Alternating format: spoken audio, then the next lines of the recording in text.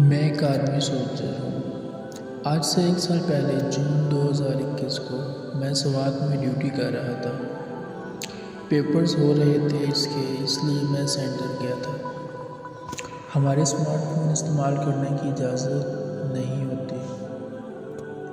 उस वक्त हमारे पेपर्स चल रहे थे तो मौका मिल गया। मैं सोशल मीडिया ऐप से बहुत चिढ़ता था। बस मेरा अपनी ड्यूटी पर ध्यान होता था। उन दिनों ऐसे ही मैंने स्नैपचैट का अकाउंट बना लिया। वहाँ पर मेरे एक लड़की से बात हुई।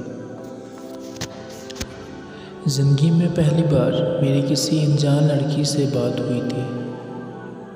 इसने मुझे कैप्टन साहब कहकर बुलाया तो इसके ये अल्फाज मेरे दिल पर लग गए।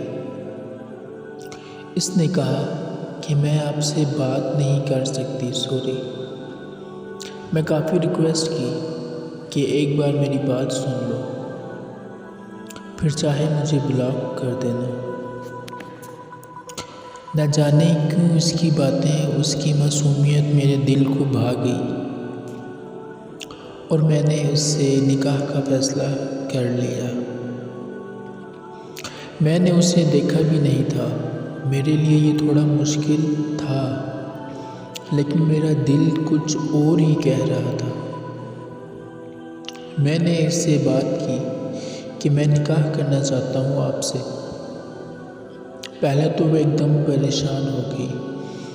उसे लगा कि मैं मजाक कर रहा हूँ, लेकिन मैंने इसे यकीन दिलाया कि मैं वाकई आपसे निकाह करना चाहता हूँ। वो राजपूत फैमिली से थी और मैं भी राजपूत फैमिली से हूँ। मैं इसके बारे में ज़्यादा कुछ नहीं जानता था, बस इसका नाम जानता था। इसकी एक फ्रेंड से भी मेरी बात हुई थी।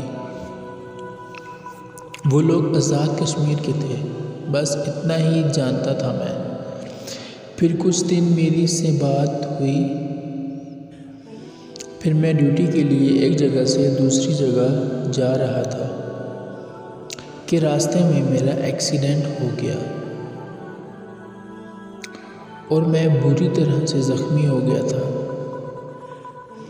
मेरी आदत थी कि मैं डायरी लिखता था और इससे जो बात होती थी वो सारे मैसेज मैं डायरी में लिखता था।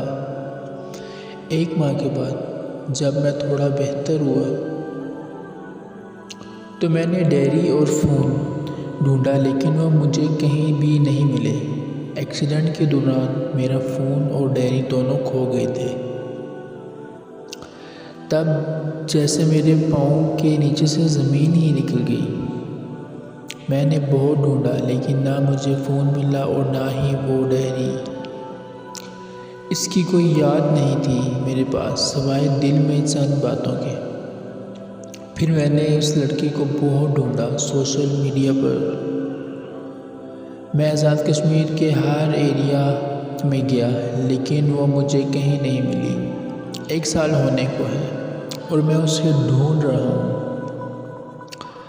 आज भी इससे कुछ पल की मोहब्बत के लिए तड़प रहा हूँ। दिल अक्सर परेशान होता है कि वो सोचती होगी कि टाइम पास कर रहा था, इसलिए गायब हो गया।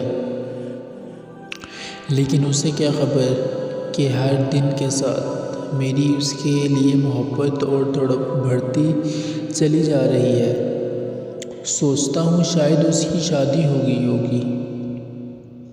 दिल बहुत परेशान रहता है।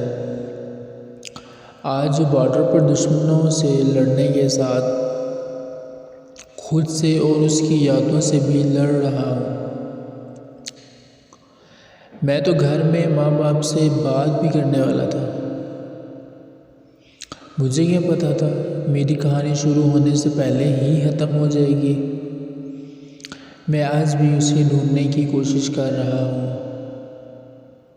शायद खुदा मेरी सुन ले। शायद कभी बात हो हमारी। इसी उम्मीद में सुबह से शाम हो जाती है। मेरी दुआ है किसी की भी कहानी अधूरी ना हो। आमीन।